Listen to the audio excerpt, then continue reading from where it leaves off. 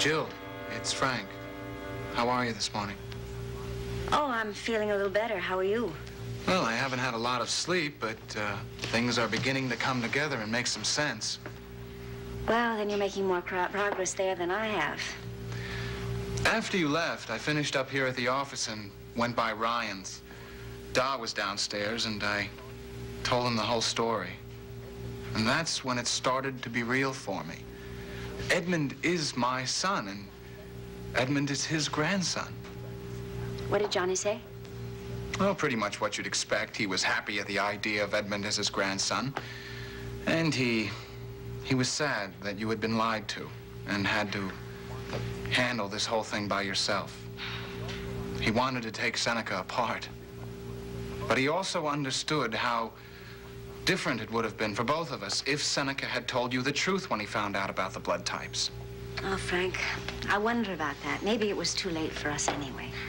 You think so? Well, you were so angry about so many things. About the time Seneca and I spent at the beach house and I didn't tell you. And because I was so late in telling you that it was Seneca's baby. Look, I know what it feels like to give up on something and put aside all our plans and our associations and all the rest of it. But I assume it was difficult for you, too. Yes, it was. But we did it. And I know now that you clearly have new plans and new directions that you're going in, and I want you to know that Edmund and I are not going to interfere or interject ourselves in that in any way. But I did feel very strongly that you should know the truth. And you were right. But, Frank, I'm not asking you for anything. I understand. I don't feel pressured if that's what you're worried about. Quite the contrary. What does that mean? You know, I can't tell how you're reacting to any of this. I mean, I have no idea about what you're feeling. Really?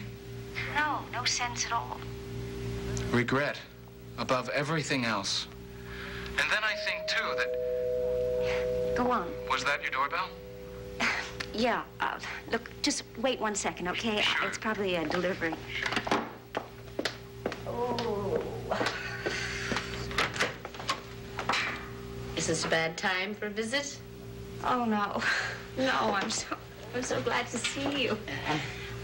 Frank's on the phone. Oh, I don't want to interrupt. No, please stay. I'm so glad that you came. Frank? Yeah? It's your mom. Oh, yeah, I had asked Dad to tell her the whole thing. Well, look, go and talk to her, and I'll call you back.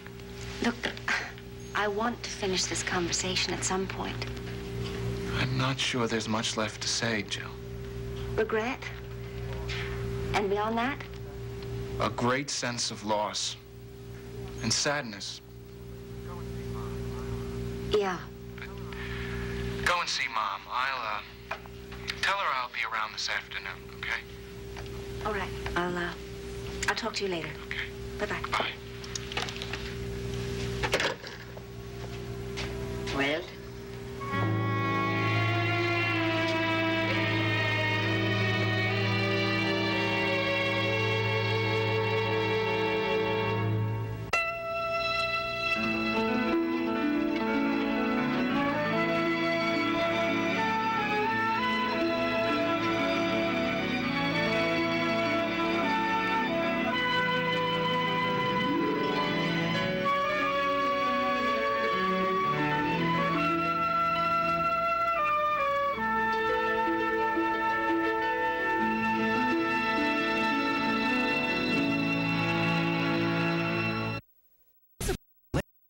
Learn how to sleep. We'll send you. I don't see any reason why I shouldn't be Good morning. persistent. Hey! How's Delia? Well, Bucky was saying she's doing much better. Boy, I never thought I'd see you late for work. Oh, no, everybody's late today. It just happens every time they happen to forecast snow. Maybe that's why Dr. Coleridge was in such a hurry. Faith? She ran right past me on the main floor. No, she's been paged all over the hospital. Well, somebody, Dr. Frankel wants her down to pediatrics. Well, I hope nobody's looking for me because I no longer work here. What? I just handed in my resignation. Hey, no, wait a second. You mean you took that job that Mrs. Woodard offered you? Yes. Well, congratulations. Hey, how do you feel? Terrified. I'm already on my first assignment, and I don't even know where to begin. Well, tell us what you have to do. Maybe I can help. Well, I have to find Mrs. Woodard an apartment here in Riverside. Well, I thought you had an apartment down at Gramercy Park. Yes, but she's not going back there. There's too much pain without her husband. And Frank Ryan is running a campaign in this neighborhood, so this is where she wants to live. Mm-hmm.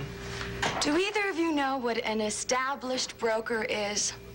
I'm sure. It's a licensed real estate guy. Must be tons of them around here. Lacey. Try Lacey down the street.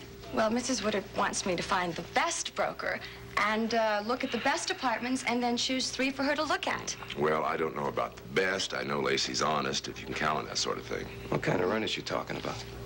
I don't think it really matters. You can send her down to Charles Bentley. He's down 2 blocks south, right off of West End Avenue. Do I have to pay anything? No, of course not. No, but you got to tell him what you want and let him know you mean business. I want to look at some large apartments on Riverside Drive. And a good building with a doorman and a service elevator that works. And let's see, servants' quarters. A couple baths, make that 3 baths. Dressing room. Make them throw in a fresh paint job, 3-bedroom. Well, try penthouses. I think I better write all this down. Look, I better go in and check on Dee. I'll call you tomorrow, okay? Okay, wish me luck. Yeah, good luck. Okay. Okay. No. Put down penthouses, please. Penthouse. This one.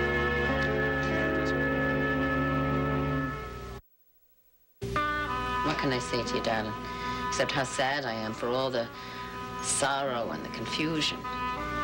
And to say that I am very happy to be the grandmother of that beautiful baby boy of yours. Thank you. Oh, I want you to know that John and I are here for you and for Edmund in whatever way you want us. Maeve, you have always been there for me. That's one of the things that I've learned to count on.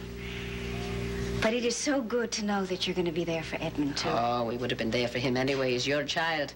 And because I've been a little more than silly about him since he came onto this planet. Oh, it's all such madness. I can't even make any sense out of it at all. So, let me take your coat. What was Seneca thinking of, Jim? How could he keep a piece of news like that from him? How could he do that? And what has Francis ever done to that man to make him feel that he had the right to take his son from him? I'm afraid Seneca Bolek has a lot to answer for. Yes, he does. Huh. Now, tell me, do you have any thoughts about what's next? Well, I guess it's a question of what Frank wants and what I want. And Maeve, I don't think he wants me. Oh, darling, you are wrong there. Very wrong. No, maybe he wants the sentimental idea of me, but he doesn't want Jillian in the flesh with a year-old son and a lot of emotional bridges to build right now at the beginning of a big, all-out political campaign. Has he said that much to you? No. As a matter of fact, he said very little. Well, maybe you better give him an opportunity to say more. You know, when Frank wants an opportunity, Maeve, you know he takes it for himself. Oh, sometimes. But in this case, I think he's going very carefully, darling. Why? Because he's guilty. He's guilty for the way he reacted when he thought you were carrying Seneca's child. I'm sorry. I just haven't seen any indication of that. I have. Maeve, let me try to explain something. I know I can raise Edmund on my own. I'm not afraid of the responsibility or the demands. And of course I would like a full-time father for him and a traditional family structure. But I think maybe that's just not possible. But I will tell you, if Edmund is to have a father, I want it on a full-time basis. Now, I do not want Edmund running a poor second to Frank's political campaign. Darling, don't you think maybe you're trying to cross too many bridges and to solve too many problems before they even exist? Take it, Jill, step at a time. And the first step is for you to admit how much you've missed my Francis and how much Francis has missed you. I have missed him. It's true. And I'm even willing to admit that he's missed me. But I keep thinking that there's something in what Seneca said that's true. Like what? Like we have tried, Maeve, so many times to make it work. And something or somebody always causes trouble. And I am at a point in my life, I just don't want to be hurt again. Good morning. Hi. Al, last time I saw you, you were in evening clothes. Otherwise, I'd swear you slept at that desk. Now, that is not far from wrong. Want me to order up some coffee? I like my political candidates alert when they make crucial decisions. Listen, in about 3 minutes, we have an appointment to decide whether or not you run for the United States Senate. All right. But there's something you need to know first.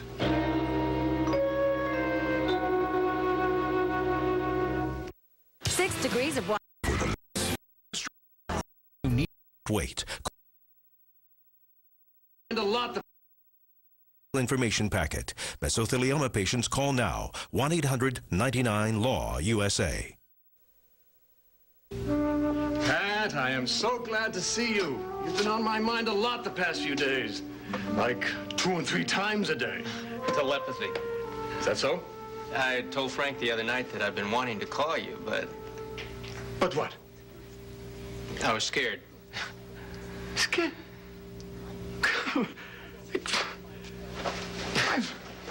I don't think of myself as being intimidating. But I guess there must be something going on. Peter Mallory was in here the other day, down from Boston for the weekend, all 6'3", 210 pounds of him. And he was telling me that he wakes up in terror, dreaming that I've caught him smoking behind the sacristy door. Well, I have one where I'm serving your mass in sneakers, and I keep bending my knees so that my cassock comes down to cover my shoes. So I'll cut your feet off at the ankles. No, you'll disapprove, which is worse. Well, you know, I don't think that's such a legitimate nightmare, inasmuch as I seem to recall it's actually happening any number of times. Well, it's a lot worse when you dream it. It's what a little guilt rattling around in the unconscious will do for you. Guilt. It's not very fashionable nowadays. But I can't get rid of the idea that a moderate amount of guilt is good for you. It's just that most people feel guilty about the wrong things. Such as? Well, for instance, if you felt guilty about Delia falling down the stairs when you tried to get away from her, that's a waste of time. But if, on the other hand, you were experiencing a certain degree of guilt because you might have been encouraging Delia's dependence on you, that's possibly not a waste of time. I don't want to encourage Delia's dependence on me. Then why do you continue trying to provide her with all the answers? Is that what I'm doing? That's sometimes the way it looks to me, Pat. I married Delia because she was pregnant with my child. Yes. And when she lost the baby, she was afraid of losing me as well. She became more and more upset and more dependent. And what was I supposed to do, just walk away from her? What would have happened if you had? I think she would have had a complete breakdown. Or worse. Meaning? Suicide. And if Delia had taken her own life, which in my opinion she wouldn't do, but if she had, would you feel responsible? Would you feel guilty? Probably. Even when you know that Delia's real problem began long before she became dependent on you, in her childhood, perhaps even in her infancy? I know that intellectually. Emotionally, I feel responsible. I think your first responsibility to Delia is to help her be a free and independent human being, which means allowing her the opportunity to make her own mistake, fight her own battles. She can't. Delia is more competent than you know, Pat. She is a very damaged personality. Well, that's true, but she'll never improve until she builds some confidence in herself. And she'll never build confidence in herself until she's had a chance to try and fail and try again and succeed. How is she today? Better, I think. She was asleep when I left the hospital. Ah, good. Father, I know I have to do something. Marriage isn't working. She's miserable, I'm miserable. Yes. But I don't know how to get out of it without making it worse for her. I can't answer that for you. But this I do know, that the problems hardest to solve are the ones with the solutions that will hurt others besides ourselves.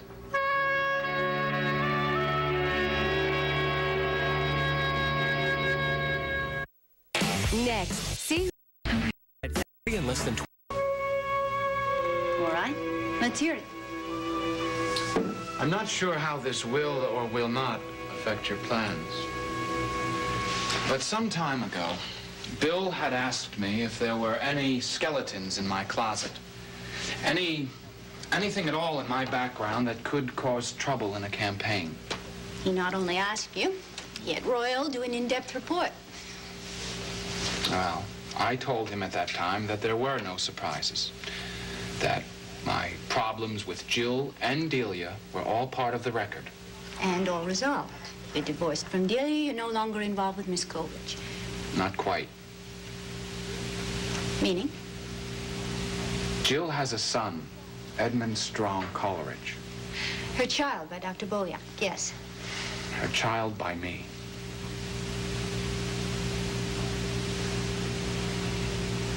I'm Edmund's father.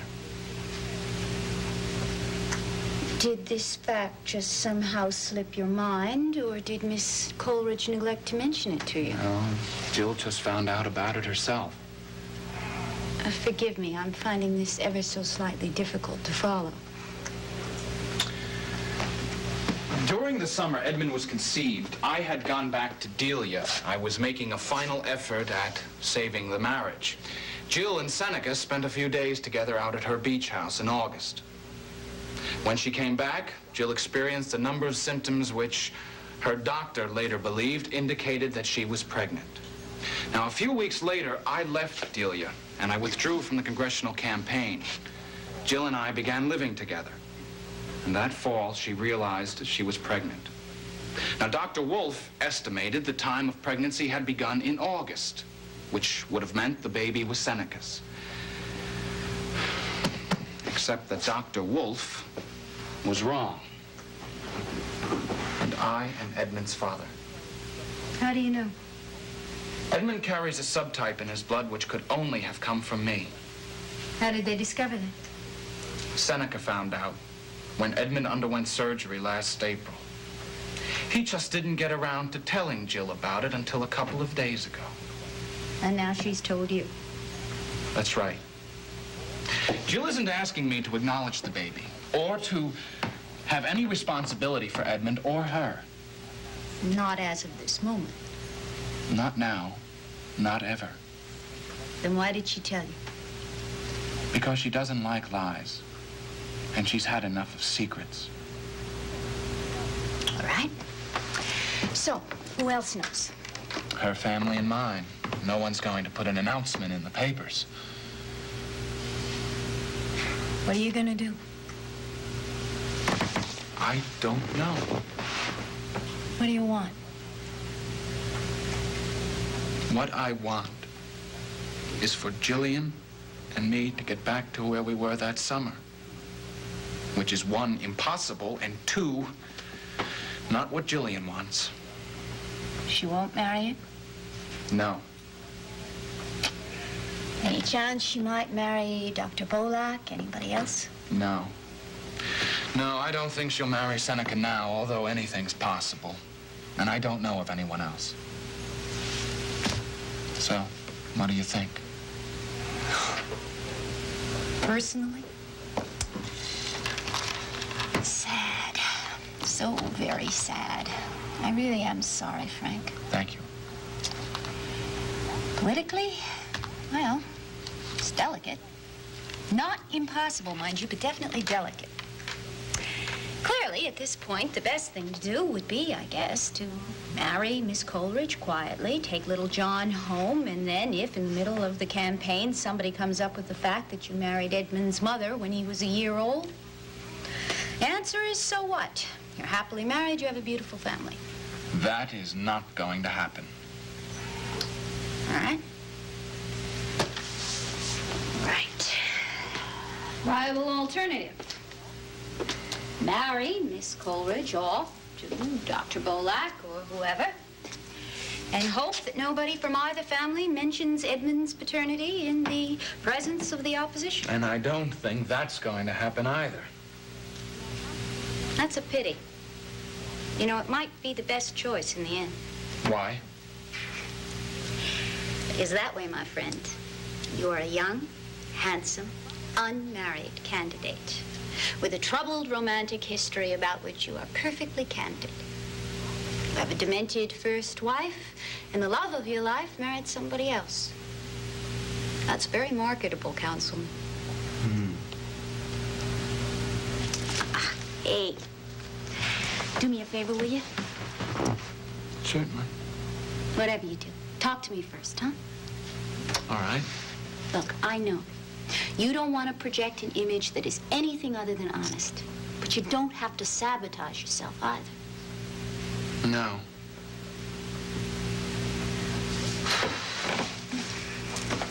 Needless to say, I'll stand by you no matter what happens. Thank you, Ray. But I gotta admit, at about this point, I can't help wishing that Miss Coleridge would take Edmund and move to some splendid scenic island like Hawaii or Java.